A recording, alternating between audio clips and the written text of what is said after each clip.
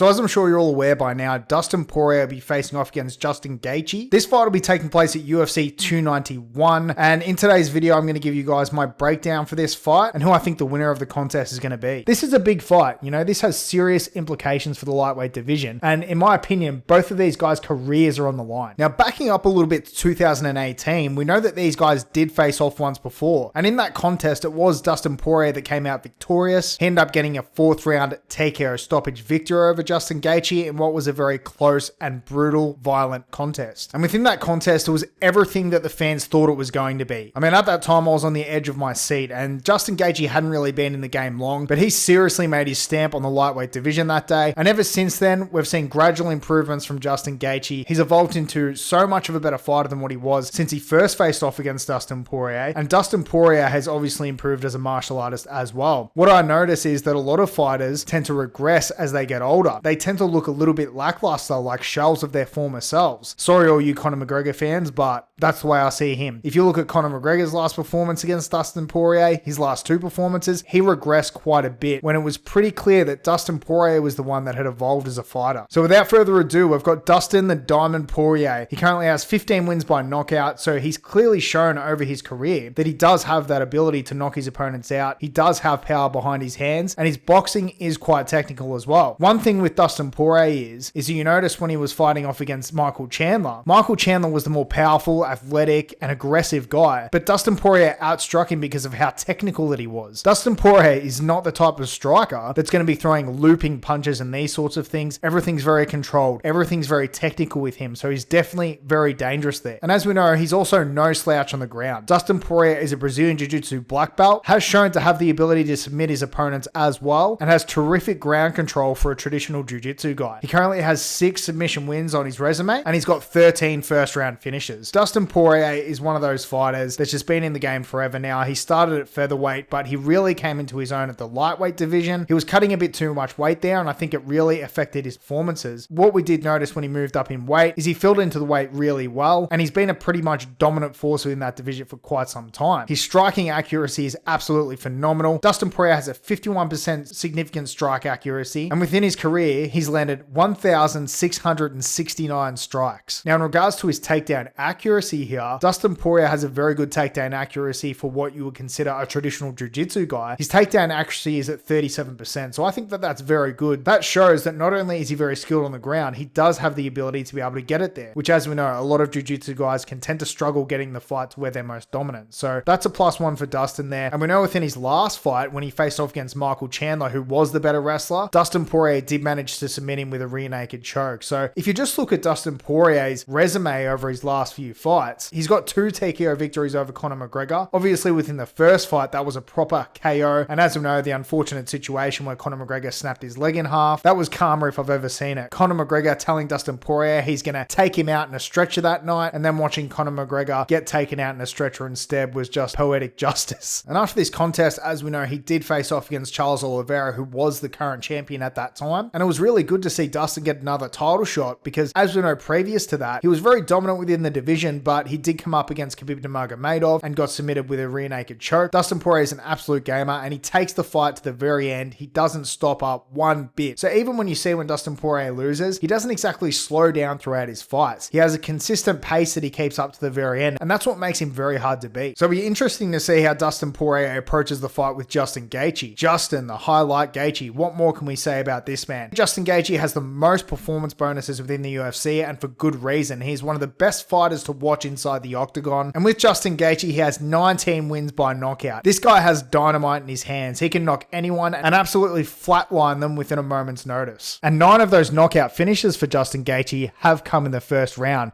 So he has shown us that he can put people away very, very quickly. Now, Justin Gaethje has shown to be a little bit more accurate than Dustin Poirier on the feet. His striking accuracy is currently sitting at 60% and has landed 820 strikes within his career thus far. With Justin Gaethje, as we know, and what I find interesting about him, is that he does have takedown ability. He was actually a quite accomplished wrestler, but his takedown accuracy sits at only 25%. And to be honest, he doesn't really use his wrestling as much. I think in his last fight, he took Rafael Fiziev down just to shut people up and say, you know, I use my wrestling. So there you go. I mean, what can we say about him? He likes to stand on the feet and he likes to knock people's lights out. And look, I'm not going to argue with him because I love witnessing it. And in his last fight against Rafael Fiziev, he showed why he's at the top of this division. Ended up getting the win by decision and absolutely picked him apart with on the feet, which shocked a lot of people. You know, Fiziev, a lot of people thought would be able to be the one that was putting that pace on Justin, and Justin might have to resort to his wrestling, but it didn't appear to be the case. You know, Justin got the win, so fair play to him. And his only other loss within his last 3 fights is similar to Dustin Poirier, who did get a loss at the hands of Charles Oliveira. Now, again, he ended up losing that fight similar to the way Dustin did by a rear naked choke. So both of these fighters have had title shots within the past and fallen short. So this fight will ultimately determine for me who is going to have the ability to challenge for a future world title shot. Now, who do I think is actually going to win this contest? To be honest with you, I think the fans win. We all win within this contest because I can't see a scenario that plays out where this isn't a fantastic fight and one of the fights of the year. I believe within this contest, Justin Gaethje will get the victory back against Dustin Poirier. I just think he's evolved so much more of a fighter. I think he is that little bit better on the feet now than what Dustin Poirier is. He's a lot more patient than what he used to be. He's not as reckless, okay? A lot smarter than what he used to be in the early stage of his career. So nonetheless, guys, UFC 291 is going to be absolutely fantastic.